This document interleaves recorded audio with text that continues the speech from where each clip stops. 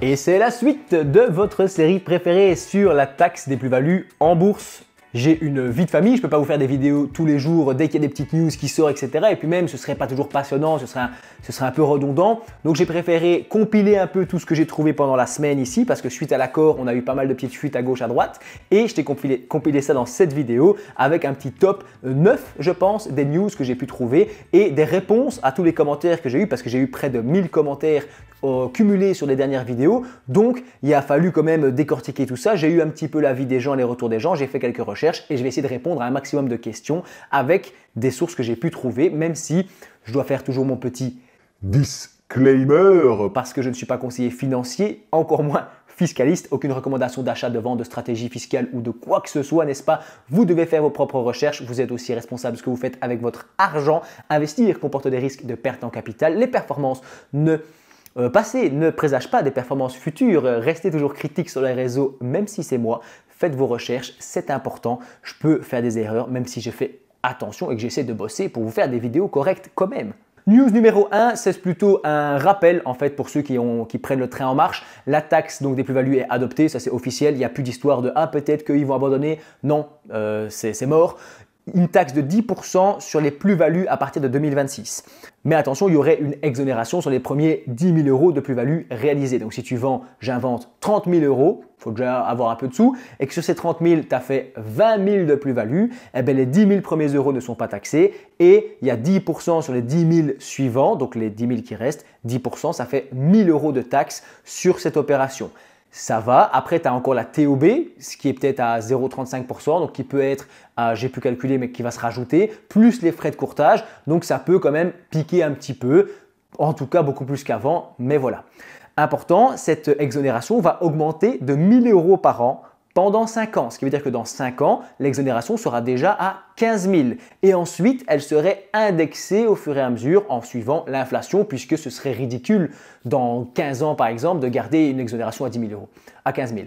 Donc voilà, ça c'est pour les news, c'est l'idée de base. News numéro 2, modification du système en bon père de famille. C'est un point que je n'ai pas encore trop abordé, mais en Belgique, tu dois savoir qu'il y avait avant, enfin encore maintenant, 3 profils pour les investisseurs belges. L'investisseur en bon père de famille, le spéculateur et le professionnel.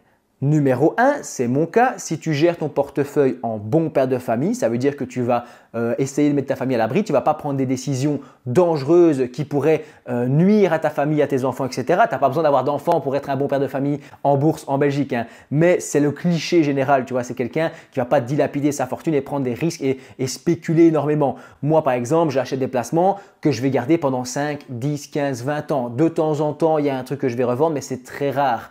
Après, encore une fois, pas de conseils, c'est ma stratégie, mais c'est la stratégie de beaucoup de petits particuliers qui agissent en bon père de famille, en contradiction avec ou en comparaison avec le mec seul qui lui est all-in et essaye vraiment de faire du cash rapidement, etc. en prenant plein de risques et en pouvant du coup avoir beaucoup de plus-value spéculative.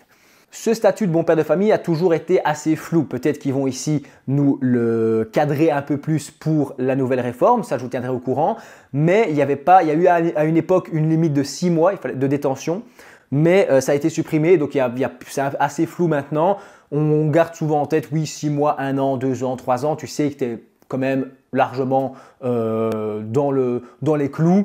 Et de toute façon, je rappelle ici les grands axes, hein, on ne va pas rentrer dans les détails. Donc ça, c'était le bon père de famille, c'est le premier profil et c'est ce profil-là qui est modifié uniquement. En tout cas, c'est ce que j'ai compris, puisqu'il y a un deuxième profil, donc lui, il payera 10%. Hein. Donc, il y a un deuxième profil qui est le spéculateur. Ici, c'est quelqu'un qui spécule activement, qui va vendre, acheter souvent à court terme. Il va devoir déclarer ça en revenu divers et être taxé à 33%. Puisqu'on considère que là, les plus-values deviennent un revenu. Ce n'est pas juste de l'épargne durement gagnée que tu fais fructifier, c'est un revenu. Tu fais un peu du trading et tu fais de la spéculation à court terme et donc c'est de l'argent qui doit être taxé. Mais si tu places ton argent en bon père de famille, tu es dans le profil 1 et là, c'est vraiment faire fructifier ton épargne durement gagnée, c'est vraiment ça l'image. Et donc là, oui, on te fait pas de taxe sur les plus-values. Avant, tu as compris. Donc premier, bon père de famille, spéculateur. Et le troisième, c'est le professionnel. C'est le mec dont c'est son activité principale, c'est son revenu principal, qui est un trader actif ou professionnel ou investisseur professionnel. Et lui, ses revenus sont principalement composés de ses rentes en bourse. Et donc, il y a des tranches d'imposition sur le revenu allant jusqu'à 50%. Donc ça, c'est le plus lourdement taxé. Et de ce que j'ai compris, je vous le mets à 99%, de ce que j'ai compris, c'est donc le premier profil bon père de famille qui est impacté, mais rien ne change pour les deux autres profils. Parce que certaines personnes en commentaire m'avaient dit « Ah, ça veut dire que les traders et tout ça et les professionnels, ils passent aussi à 10%, c'est 10% pour tout le monde. » De ce que j'ai compris, non, c'est pour les bons pères de famille et que derrière, pour les traders et les professionnels, eux resteraient dans leur ancien système. En fait, rien ne change. Et dans cette histoire, c'est toujours le fisc qui décide où il va tracer la ligne entre investisseurs et spéculateurs. Moi, je vous le dis, hein, c'est personnel, mais pour rester dans les clous, je fais très peu de ventes et j'investis vraiment sur le long terme. Voilà, il y a toujours plusieurs mois qui s'écoulent si jamais à un moment je fais une vente sur un truc. Et c'est en termes de pourcentage de portefeuille aussi, c'est des petits moments où je vais vendre une action ou l'autre, des petits arbitrages où je vais rééquilibrer, pondérer mon portefeuille, mais ce n'est pas du spéculatif pour faire de l'argent, tu vois. Donc, c'est large. Si tu commences à jouer, tu as le risque d'être requalifié en plus-value spéculative. Je pense qu'ils vont peut-être mieux cadrer ça pour la nouvelle réforme. Troisième news, ce n'est pas rétroactif. Ça n'impactera pas les plus-values passées. Sauf que cette non-rétroactivité est compliquée à mettre en place puisque la taxe ne s'appliquerait qu'en 2026. Il y a beaucoup de gens qui se disent « Ouais, mais c'est compliqué parce que si maintenant, imagine, j'ai 100 000 euros et que juste avant 2026, ça diminue, il y a une grosse chute de 15%, on descend à 85 000. Ça veut dire que début 2026, il y a une sorte de point zéro où on considère que j'ai 85 000 euros. Et juste après, il y a un pump et ça remonte à 100 000. Mais j'ai rien gagné puisque j'avais déjà mes 100 000. C'est juste que c'est remonté. Et on me considérait une plus-value de 15 000 euros. Ce qui ne serait pas juste puisque je n'ai pas fait cette plus-value. C'est juste que mon portefeuille a fluctué à court terme. Tu vois, il y a de la volatilité en bourse. Et donc, ce système de point zéro serait compliqué. On va en reparler après parce qu'il y a eu quelques infos à ce niveau-là et précisions. Et donc, certains Belges, certains investisseurs, pour éviter ce problème, se disent « je vais tout vendre avant 2026 ». Comme ça, en 2026, je rachète et je repars sur de bonnes bases et j'évite toute imposition possible sur la taxe des plus-values. Ce qui semble légal, certains avocats fiscalistes ont dit que à première vue, ça paraît légal puisque il n'y a pas de raison de t'empêcher de faire ça. Mais cette stratégie a plusieurs problèmes et je dois en parler. Moi, je ne suis pas du tout pour, mais je dois en parler puisque ça circule sur les articles de presse, ça circule aussi dans les commentaires des vidéos. Il faut en parler. Cette stratégie de tout vendre pose un gros problème au niveau du timing puisque, imagine, tu vends tout et puis juste après, il y a un pump, mais ça peut arriver très vite. Il se passe un truc de malade, tu vois, j'en sais rien.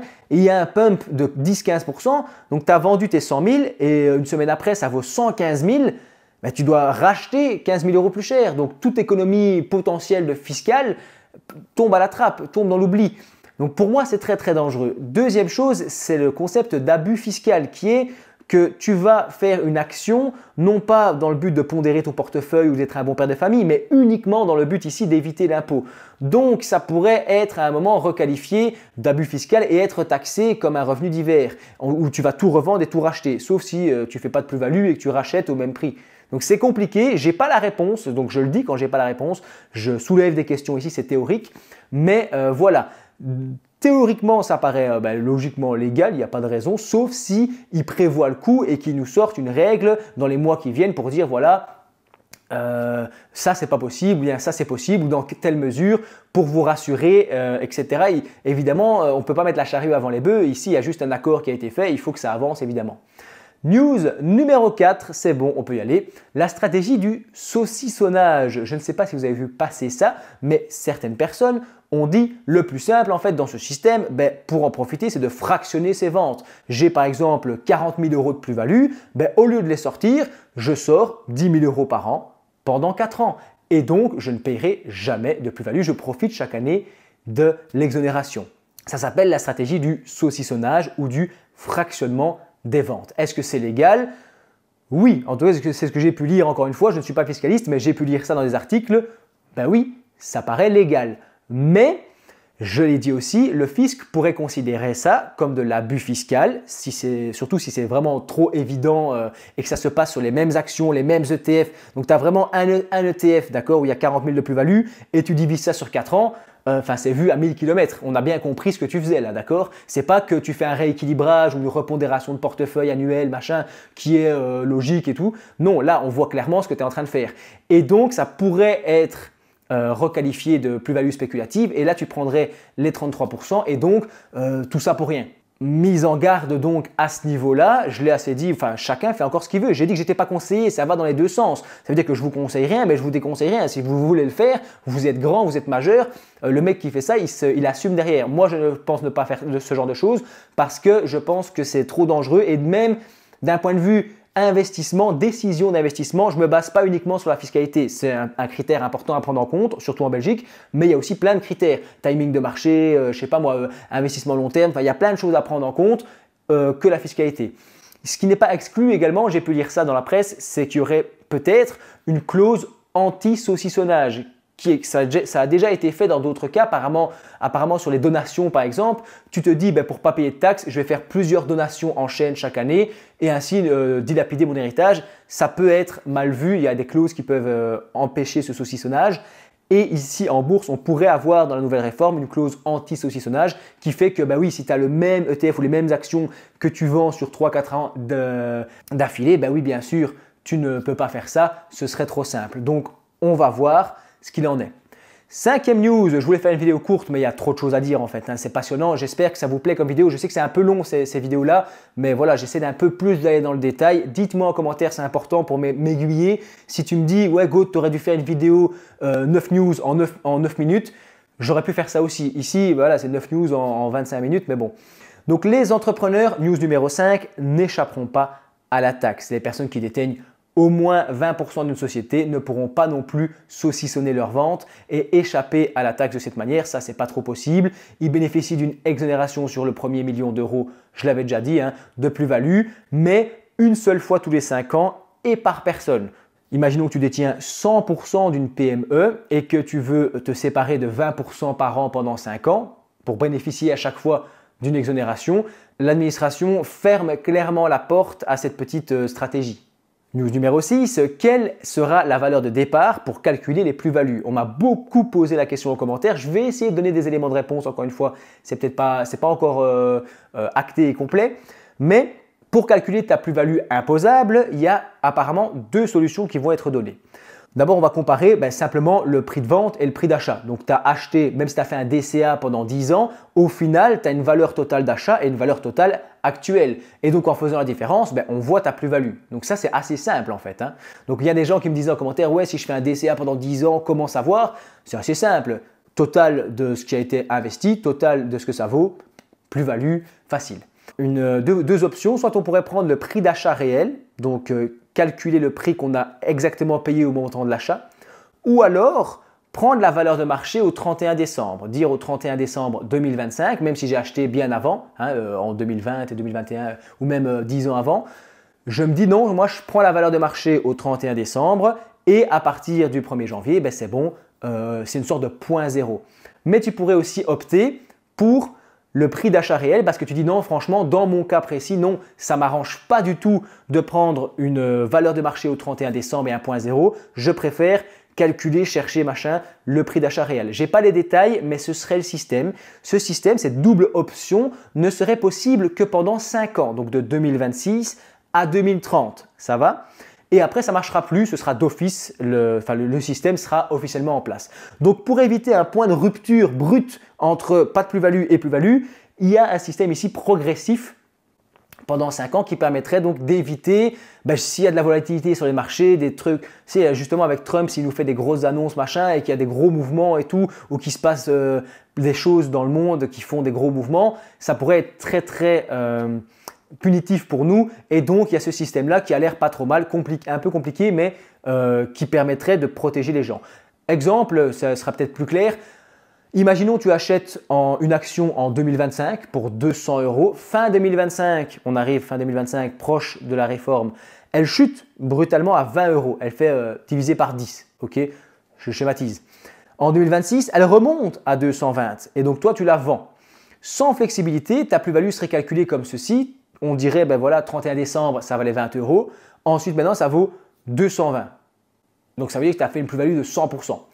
Alors que non, à la base de la base, tu avais mis 200. Donc, tu n'as fait que 10% de plus-value. Tu n'as pas fait 110% ou plus de 100% de plus-value. Donc, ce serait injuste. J'espère que c'est clair. Qu'est-ce qu'ils vont faire alors? Ils vont dire, avec la nouvelle règle, tu pourras dire, non, regardez, j'ai payé 200, on est à 220, donc ma plus-value réelle est bien de 20 €. Et on peut passer à la news numéro 7, qui fait un 7 comme ça.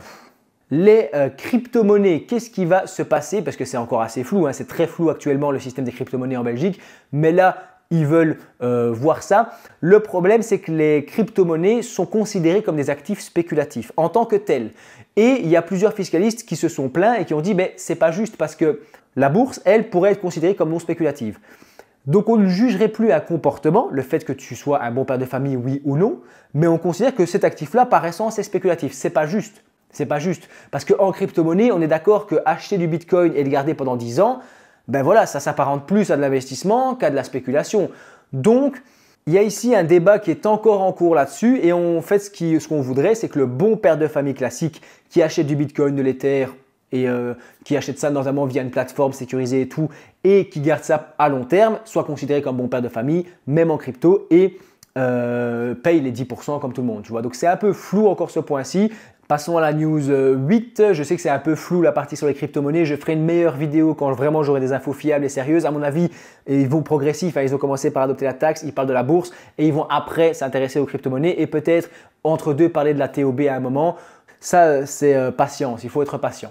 8e news, donc je l'ai dit, c'est le fait que les banques doutent, j'en ai parlé dans une autre vidéo dans mon jardin, les banques doutent de la mise en œuvre au 1er janvier 2026 et certains parlent d'un report. Ça, on en parle à gauche, à droite, il y a plusieurs endroits où on dit que la complexité du système, la mise en place et que ça peut être compliqué. Et il y en a pas mal qui disent que la mise en œuvre ne serait pas possible en 2026 et qu'il y aurait un report pour 2027, 1er janvier 2027.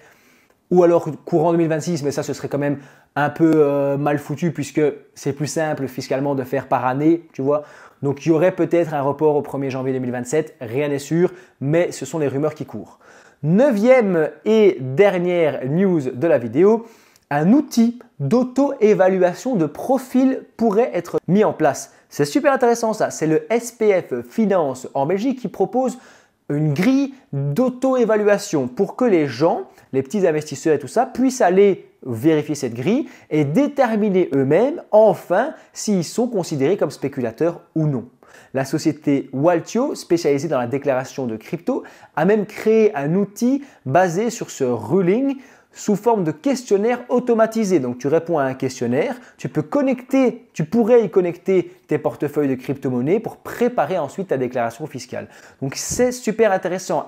Cette 9e news nous dit qu'à l'ère de l'IA, on aurait des systèmes vraiment intéressants et ce serait un peu fini le flou. Je ne sais pas si tu es un nouvel investisseur en bourse en Belgique ou un ancien, mais si tu fais partie, j'allais dire des anciens comme moi, mais je ne suis pas très ancien non plus, mais j'ai quand même vécu 6 ans ici dans l'ancien système pour l'investissement en bourse et la partie crypto-monnaie, déclaration, profil d'investissement, c'est très compliqué en Belgique. Et là, avec l'ère de l'IA, j'ai l'impression qu'on va nous mettre des outils très intéressants qui nous aideront à y voir plus clair, tu vois, notamment ici pour nous aider en termes de déclaration fiscale, pour te pré-remplir tout ça via des outils. Donc ça, c'est plutôt sympa, ça se bouge un petit peu et ça peut être sympathique, des grilles d'auto-évaluation, des questionnaires qui permettront de savoir exactement si on va être requalifié oui ou non de spéculation, qu'on soit au courant en fait. Qu'est-ce que je peux faire ou pas? Parce qu'il y a beaucoup de gens aussi en Belgique qui font des bêtises, pas volontairement, tu vois, c'est parce qu'ils ne savaient pas qu'il fallait faire une TOB ou que ça se faisait comme ça ou que c'était interdit de faire ça. C'est un manque d'information en fait, d'accord?